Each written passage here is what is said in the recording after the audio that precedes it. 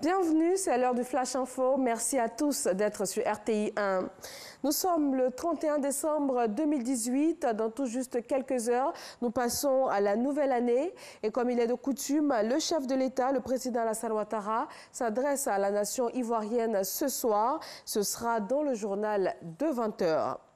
Et le chef de l'État qui met un accent tout particulier sur le volet social dans sa politique de développement a offert plus de 20 000 kits alimentaires aux populations défavorisées du district d'Abidjan.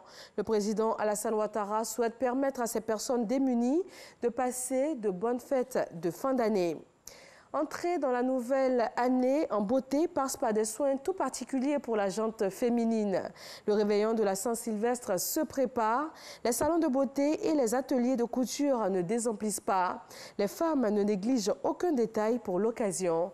Pierre Dipomélin et Franck Wadio. Se faire belle, des cheveux aux ongles, ces femmes se sont donné rendez-vous chez Sali à Marcory. Sur le même alignement des salons de coiffure, certains à ciel ouvert, en plein marché.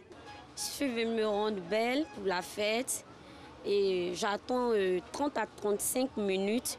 Je pense que la tresseuse va me prendre. Cette année, il y a plus d'affluence que l'année dernière. Comme il y a une nouvelle coiffure qui est sortie, la frontale est closure. Donc, toutes les filles se tissent. Je travaille de 6 h du matin jusqu'à minuit. La question du capillaire résolue, place aux vêtements. Un moment d'intense activité chez les couturiers.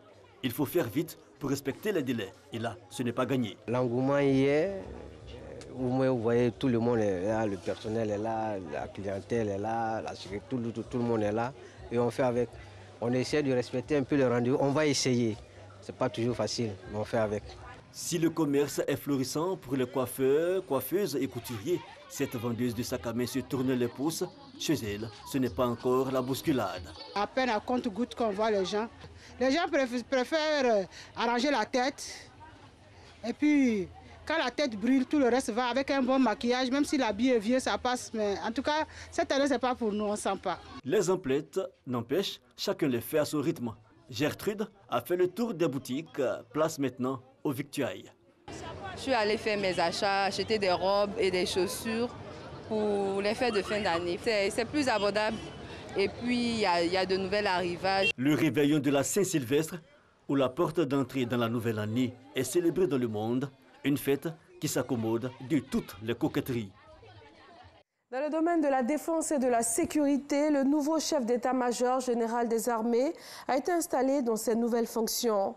La passation de commandement s'est tenue à la place d'armes de l'état-major général des armées et à la gendarmerie nationale également. Le nouveau commandant supérieur a pris fonction ce 31 décembre. Au Burkina Faso, l'état d'urgence a été décrété aujourd'hui dans plusieurs provinces en proie à des attaques djihadistes récurrentes. 7 régions sont concernées sur les 13 que compte le pays.